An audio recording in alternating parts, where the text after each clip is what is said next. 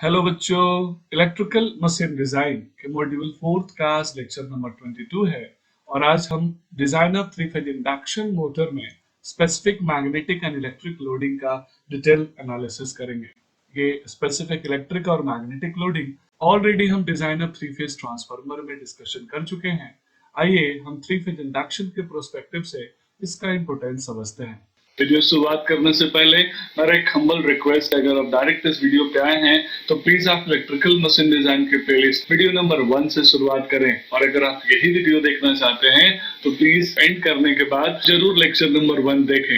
ध्यान दे देंगे इसके लिए, क्या बात कर रहे हैं आप। नमस्कार बच्चों, मैं आपका गुरु दोस्त प्रशांत सर स्वागत करता हूं आपके channel Sai academy of electrical engineering. तो बच्चों, डिजाइनिंग ऑफ इंडक्शन मोटर का एक स्पेसिफिक पर्पस है, और वो पर्पस है कि डिजाइन करते समय हमें कौन कौन से फिजिकल डायमेंशंस की जरूरत होगी, उनका ए टू जेड करेक्ट और इफेक्टिव कैलकुलेशन करना।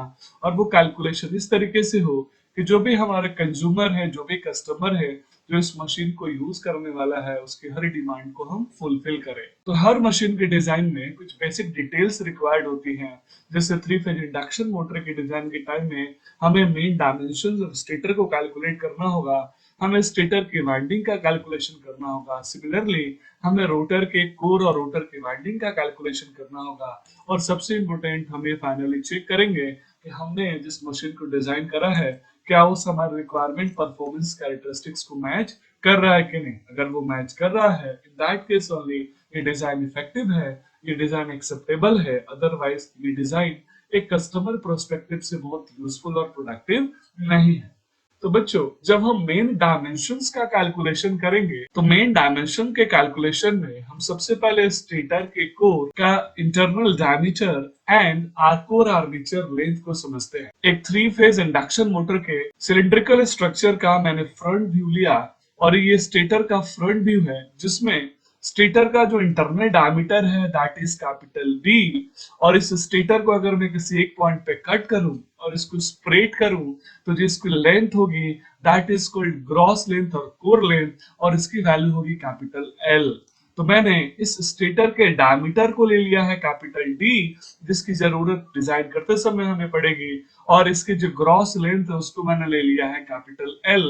बच्चों, मेरा हम्बल रिक्वेस्ट है आप इस डी और एल को यहाँ अच्छे से समझ ले, क्योंकि जब भी और डी और एल की चर्चा होगा आपको ये पता होना चाहिए कि डी कैसे स्टेटर का इंटरनल डायमीटर है और एल कैसे इसका ग्रॉस लेंथ है, इसका मेन लेंथ है। तो बच्चों, डिजाइन करते समय हम टोटल लोडिंग का एनालिसिस करते हैं, जिसमें सबसे पहला लोडिंग आता है मैग्नेटिक लोडिंग। और मैग्नेटिक लोडिंग यहाँ इसलिए इंपॉर्टेंट है समझना, क्योंकि जब हम स्टेटर को थ्री फेज सप्लाई देंगे तो एक रोटेटिंग मैग्नेटिक फील्ड डेवलप होगा, और वही मैग्नेटिक फील्ड रोटर में लिंक होगा।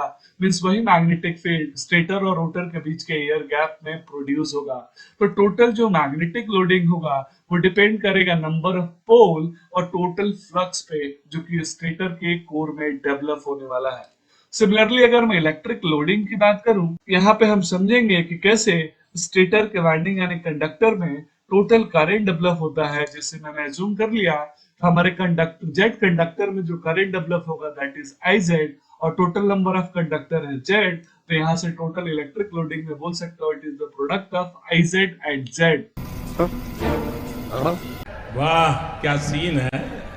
तो यहाँ से एक बेसिक ओवरव्यू मैंने ले लिया टोटल लोडिंग का, जिसमें हमने समझा what is total magnetic loading and what is total electric loading. और हमने ये भी समझा कि कैसे मैग्नेटिक लोडिंग मैग्नेटिक फ्लक्स और नंबर ऑफ पोल पे डिपेंड करेगा, जबकि electric loading total number of conductor और करंट इन कंडक्टर पे डिपेंड करेगा। बात तो सही है।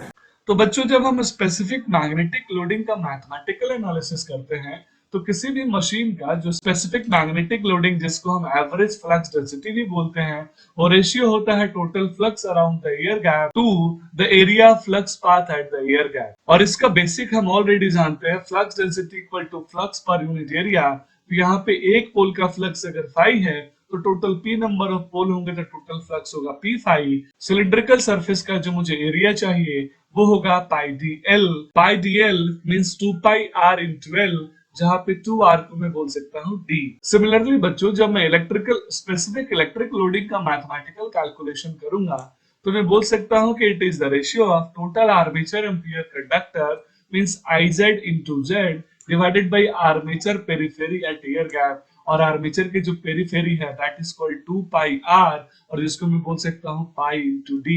आपने यहाँ पे देखा कि स्टेटर का जो पूरा पेरीमीटर है जिसकी डायमीटर इंटरनल डायमीटर d है, तो उसका जो पेरीमीटर होगा that is called pi into D. तो इस तरीके से स्पेसिफिक इलेक्ट्रिक लोडिंग और मैथमेटिकल और स्पेसिफिक मैग्नेटिक लोडिंग का एक बेसिक मैथमेटिकल एनालिसिस हमने समझ लिया। क्या बढ़िया था गुरु। तो इस वीडियो को यहीं पे एंड करते हैं स्टूडेंट, और नेक्स्ट वीडियो में हम 3-फेज इंडक्शन मोटर का आउटपुट इक्वेशन डिराइव करेंगे। इसी के साथ आज की मजदूरी यहीं खत्म करते हैं। अगर तुम्हें वीडियो पसंद आई तो लाइक मारो, और अगर तुम लोग नए हो तो सब्सक्राइब करो। जान दे देंगे इसके लिए, क्या बात कर रहे हो आप। वो जो लाल वाला बटन है उस पर फूट फेंक के मारो या फिर मोमबत्ती, मुझे नहीं पता, बस क्लिक हो जाना चाहिए।